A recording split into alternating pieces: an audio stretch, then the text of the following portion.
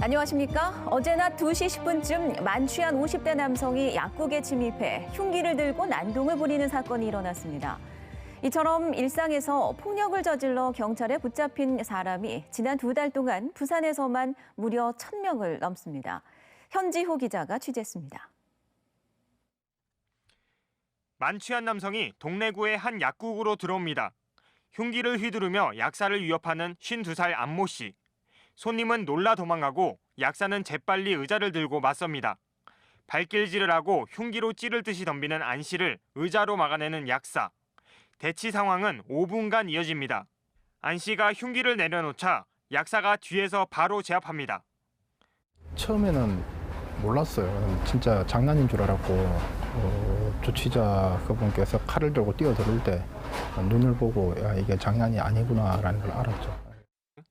지난 2달 동안 부산에서 이 같은 생활 속 폭력을 저질러 경찰에 붙잡힌 사람은 무려 1,200여 명.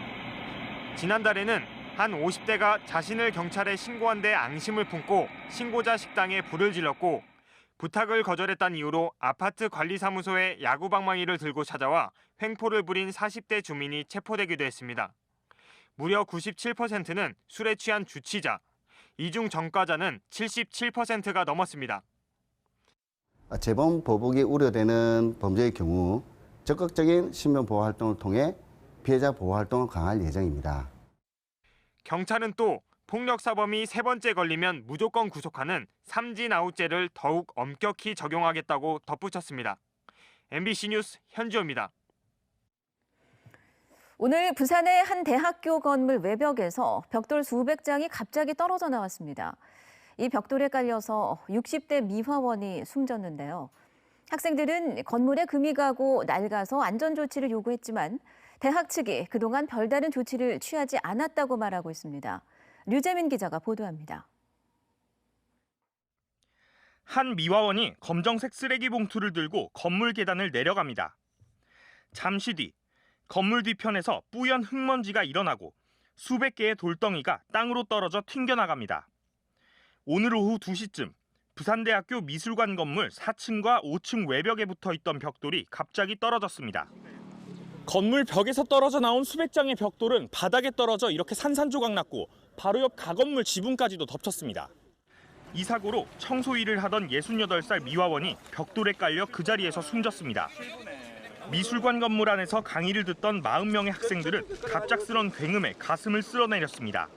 저 건물 안에 3층에 있었는데 그 지진 나는 것처럼 꽝 소리가 났어요. 저기 떨어지는 소리가. 학생들은 미술관 계단과 내부에 금이 많아 안전조치나 신축을 요구했지만 대학 측이 유관으로 안전점검을 한 뒤 즉각적인 보수가 필요 없다는 결론을 내고 별다른 조처를 하지 않았다고 주장합니다. 경찰은 26년 된 낡은 건물의 외벽이 일교차와 비 때문에 서서히 떨어지면서 추락한 것으로 보고 있습니다. 지금도 그 추가 붕괴 우려가 있어서 지금 중장비를 동원해서 그 추가적인 붕괴 우려를 사전에 차단하고자 지금 조치하려고 하고 있습니다.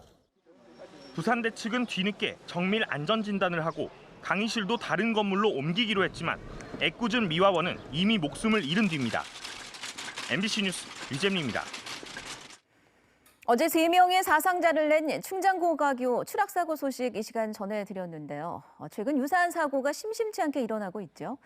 사실 이 난간에 대한 안전 지침은 있습니다. 하지만 강제성이 없는 데다 각 도로의 특성 또한 반영하지 못하고 있어서 사고의 무방비란 지적이 나오고 있습니다. 김윤아 기자입니다. 승합차가 다리 난간을 뚫고 8m 아래로 추락합니다. 한 명이 숨지고 2명이 다쳤습니다. 알루미늄 소재의 80cm 높이 울타리는 차량 추락을 막지 못했습니다. 다리 아래는 왕복 6차로라 자칫 더 큰 2차 사고로 이어질 뻔했습니다. 떨어지기 전 앞에 관광버스가 한 대 있었고 그다음에 추레라가 한 대가 있었어요. 떨어지면서 그 차들이 먼저 승무로 해가지고 차 피해가 없었어요. 방호 울타리는 충격 강도에 따라 전체 9개 등급으로 나뉩니다. 하지만 부산 지역에 설치된 울타리 대부분은 4등급. 무게 14톤 차량이 시속 65km의 속도, 15도 각도로 충돌했을 때만 견딜 수 있는 강도입니다. 대형 화물차가 많고 과속 사고도 잦은 부산의 특성에 맞지 않는다는 지적이 나옵니다. 거의 4등급을 일반적으로 쓰고 있습니다. 네. 실제로 지자체에서는 이거를 강도로 시험하고 이러지는 않고요. 네. 그 강도 실험을 한 거를 단가격을 체계를 합니다. 조달청에서는. 네. 지난 15일 승객 1명이 숨진 동래교 택시 추락 사고 현장의 난간은 어이없게도 보행자 전용이었습니다. 국토교통부 지침이 마련돼 있지만 설치 기준에 대한 강제성은 없습니다. 이대로라면 비슷한 사고는 또 일어날 수밖에 없습니다. 다리 추락 사고를 막기 위해서 안전 규정 강화 등 세밀한 안전 대책 마련이 시급해 보입니다. MBC 뉴스 김민아입니다. 특권 내려놓기, 부산시장이 저버린 약속 관련 보도 이어갑니다.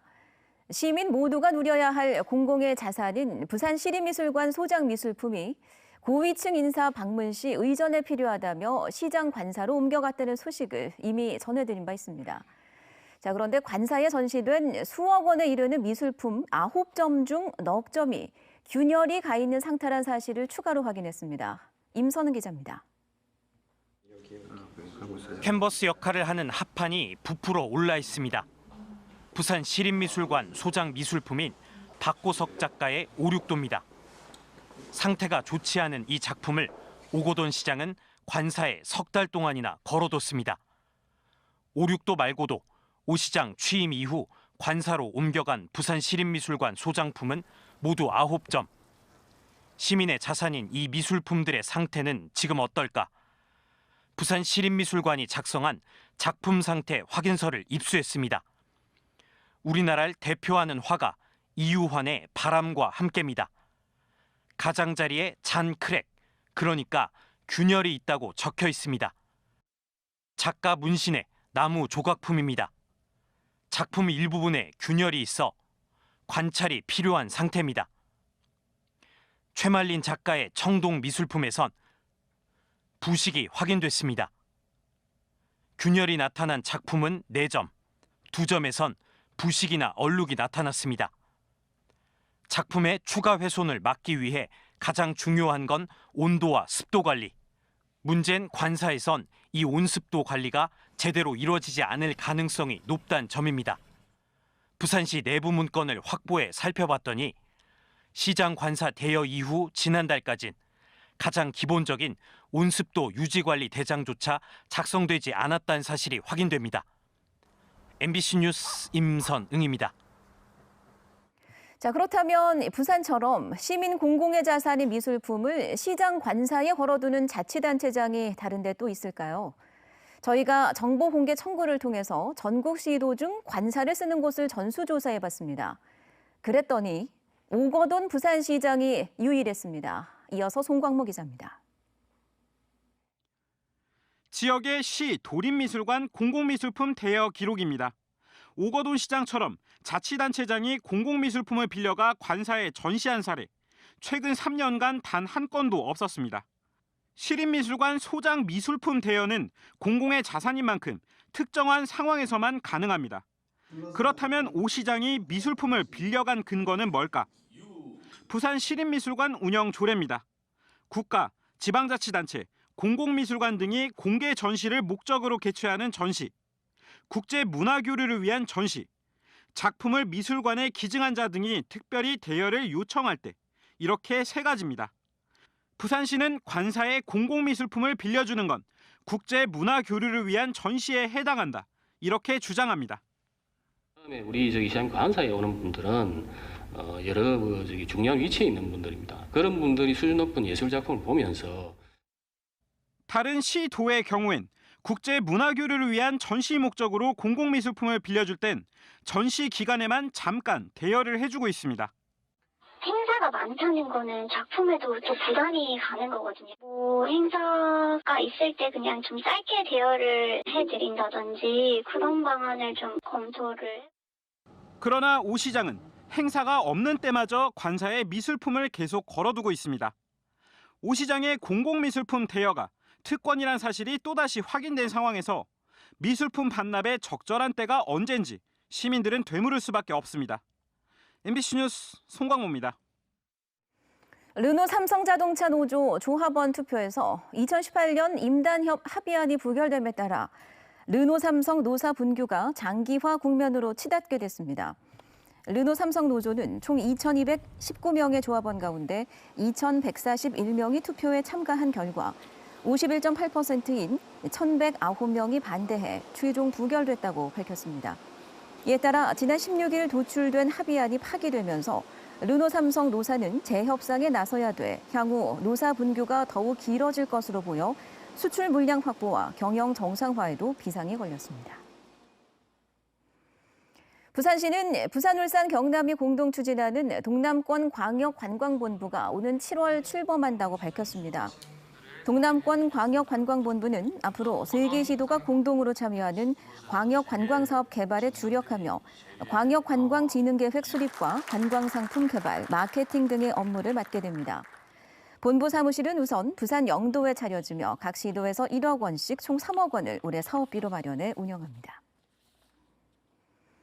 부산시는 어젯밤으로 예정됐던 낙동강 하구뚝 시범 개방 행사를 잠정 연기했다고 밝혔습니다. 이에 앞서 농민들은 지난주 관계기관들과의 간담회에서 수문을 완전히 연다는 전제를 깔고 있는 시범 개방을 반대한다는 의사를 전달했었습니다. 부산시는 주민들과 충분히 대화를 거친 뒤 시범 개방 일정을 다시 잡을 계획입니다. 부산문화회관 노조가 24일과 25일 이틀 동안 파업에 들어간다고 선언했습니다.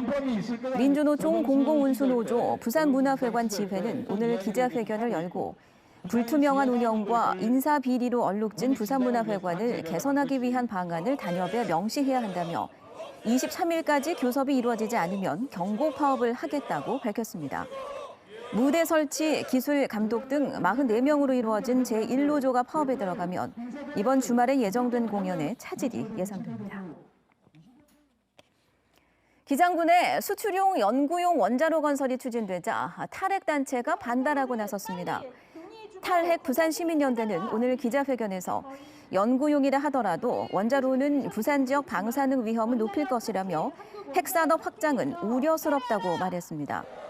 원자력안전위원회는 지난 10일 부산 기장군의 신형 연구로 건설 사업을 승인했으며 기장군은 환영의 입장을, 탈핵단체는 반대 입장을 각각 내놨습니다.